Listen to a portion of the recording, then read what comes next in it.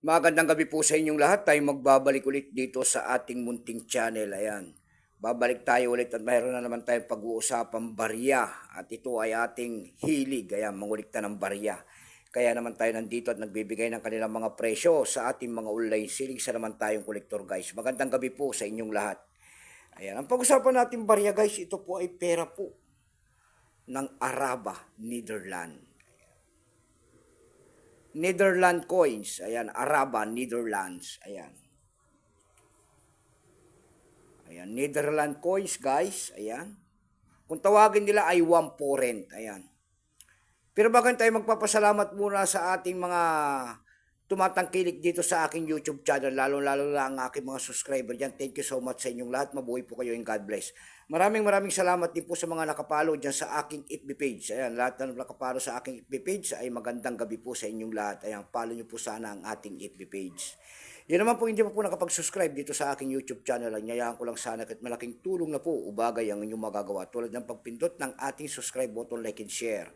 Para ma-update ko naman kayo sa mga bago ko pang ilalabas na video about coins.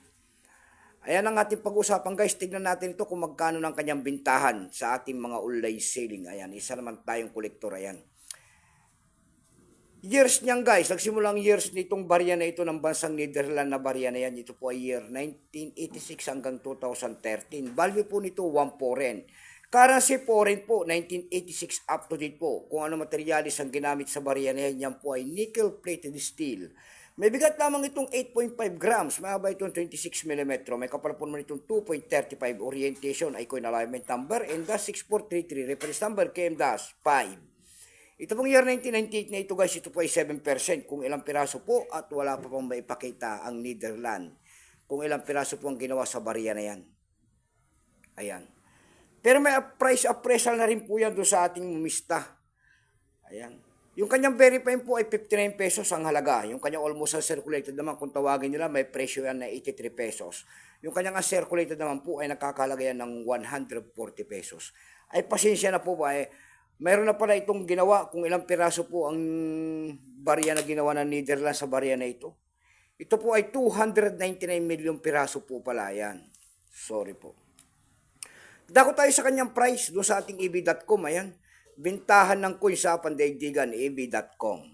Sa eb.com guys, meron tayo nakita nagbebenta nito ng $8.77. Nasundan po yan ng $4. Yung pinakamababa po na bintahan doon ay $2.47. Dako naman tayo sa Carousel PH dito sa Pilipinas. Ayan, sa pangalawang website para tingin-tingin tayo ng kanyang mga presyo. Sa Carousel PH guys, ayan, mayroon tayo nakita nagbebenta sa Carousel PH nito ng 250 pesos. Nasundan po yan ng 100 pesos. Ayan lamang po ang aking may babaging kanyang presyo po. Keep safe po sa inyo lahat and God bless at magandang gabi.